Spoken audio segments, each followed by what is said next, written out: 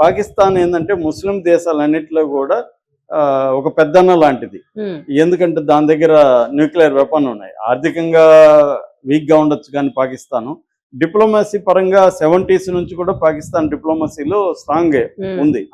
So అలాంటి ఇది ఇప్పుడు పెద్దదైతే ఇజ్రాయెల్ ప్రాబ్లం. రెండోది ఇజ్రాయెల్ పాకిస్తాన్కి స్ట్రాంగ్ చెనిమైన ఇండియాతో క్లోజ్గా ఉంది. ఇవన్నీ చూసి ఈ చర్చల్ని ఎట్లాగైనా ఫెయిల్ చేయాలనేది ఇజ్రాయెల్ ప్లాన్.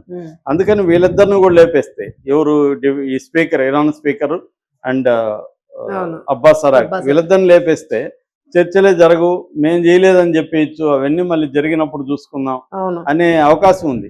అందుకని పాకిస్తాన్ తన బాధ్యత తీసుకునింది. వాళ్ళని అక్కడి నుంచే ఇరాన్ నుంచే తీసుకొని వచ్చి ఇక్కడ ఆతిథ్యం ఇచ్చి ఇక్కడ సెక్యూరిటీ మళ్ళీ జాగ్రత్తగా వాళ్ళని తీసుకెళ్లాలి. అందుకని సెక్యూరిటీతో వెళ్ళింది. దానికోసం కొన్ని కోట్లు ఖర్చు పెట్టి పాకిస్తాన్ తప్పదు కదా, ఒకసారి దిగినాక ఇంకా తప్పదు, ఇవన్నీ చేయాల్సిందే. ఎందుకంటే ఏది చిన్న ఇది జరిగినా మళ్ళీ ఇంకా వెనక్కి రాదు కదా. వాళ్ళిద్దరిని చంపేస్తారనుకో ఇరాన్ ఇంకా చర్చలకి రాదు, అది మళ్ళీ యుద్ధానికి పాకిస్తాన్కి బ్యాడ్ నేమ్ వస్తుంది. సో పాకిస్తాన్ కావాలని ఇప్పుడు ఇజ్రాయెల్ ని కెలకడం అనేది పాకిస్తాన్ చేసింది తప్పుగా ఇప్పుడు అందరూ అంటున్నారు.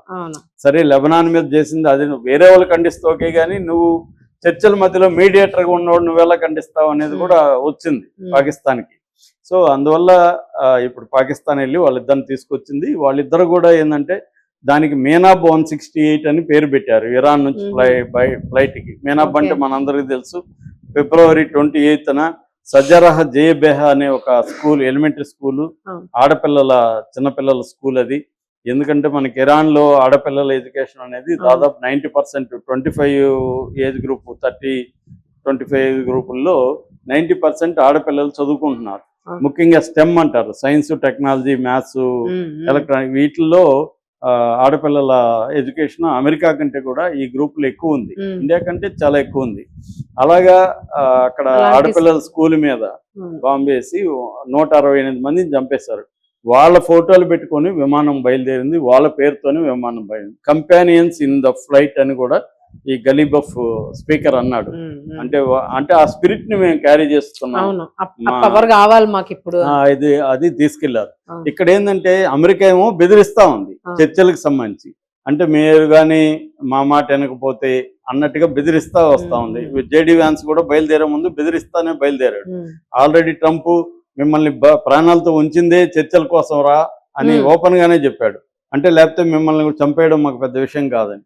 సో ఇటుపక్క ఇరాన్ ఏమో మాకు నమ్మకం లేదు, ఆల్రెడీ మేము లాస్ట్ ఇయర్ జూన్లో చర్చలు చేసేటప్పుడే మా మీద అటాక్ చేశారు, ఇప్పుడు కూడా ఫిబ్రవరిలో జెనీవాలో చర్చలు జరుగుతున్నప్పుడు అటాక్ చేశారు, మళ్ళీ ఇప్పుడు చర్చలు అంటున్నారు. చర్చలు అంటేనే వాళ్ళకి ఒక రకమైన భయం వేస్తుంది. అమ్మాయి చర్చలు అంటున్నాడు రా వీడు, అంటే మన సినిమాలో చర్చలు అంటున్నాడు రోయ్ అని. అంటే అర్థం ఏమిటి, చర్చలు అంటే వీళ్ళు అటాక్ చేస్తారు అమెరికా అన్న దీనికి వెళ్ళిపోయారు. సో అందుకని వీళ్ళు కూడా అపనమ్మకంతో వెళ్ళారు, వాళ్ళేమో బెదిరింపులతో వచ్చారు. సో బెదిరింపుల వల్ల అందుకనే వీళ్ళు చెప్పారు మీరు నేర్చుకోవాల్సిన రెస్పెక్ట్ అనే ఒక పదం ఉంటది, దాన్ని నేర్చుకోండి అని ఇరాన్ కూడా హెచ్చరించింది మొన్న కూడా. అంటే రెస్పెక్ట్ అనేదే లేదు వీళ్ళకి, బెదిరింపుల ద్వారానే ఇరాన్ని లొంగ తీసుకుందాం అన్న ధోరణి ఇప్పటికీ అదే పని ఉంది. ఇప్పుడు పాకిస్తాన్కి ఏమో ఇది మేక్ ఆర్ బ్రేక్ సిచ్యువేషన్ అంటారు.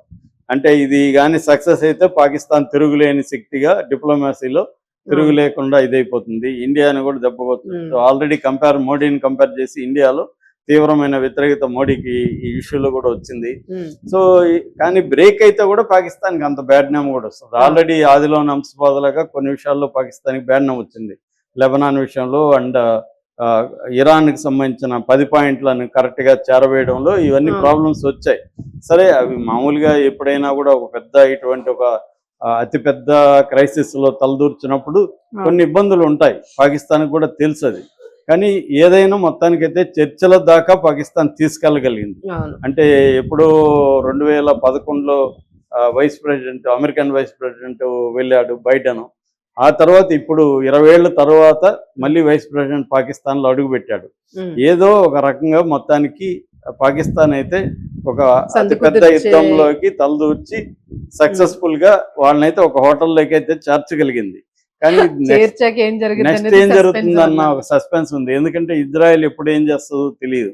అవును. సో రెండోది పాకిస్తాన్కి ఇజ్రాయెల్కి మధ్య మాటల యుద్ధం అనేది ఈ మధ్యకాలంలో చాలా స్ట్రాంగ్గా అయింది. అవును, అవును. సో ఈ నేపథ్యంలో పాకిస్తాన్ నిప్పుల మీద నడకే అని చెప్పొచ్చు. ఉమ్, ఆ, కానీ ఎవరికి కూడా ప్రపంచంలో ఈ చర్చలు ఫలిస్తాయనే నమ్మకం అయితే లేదు. అవును. అపనమ్మకంతోనే వెళ్తోంది. స్టార్ట్ అవుతుంది.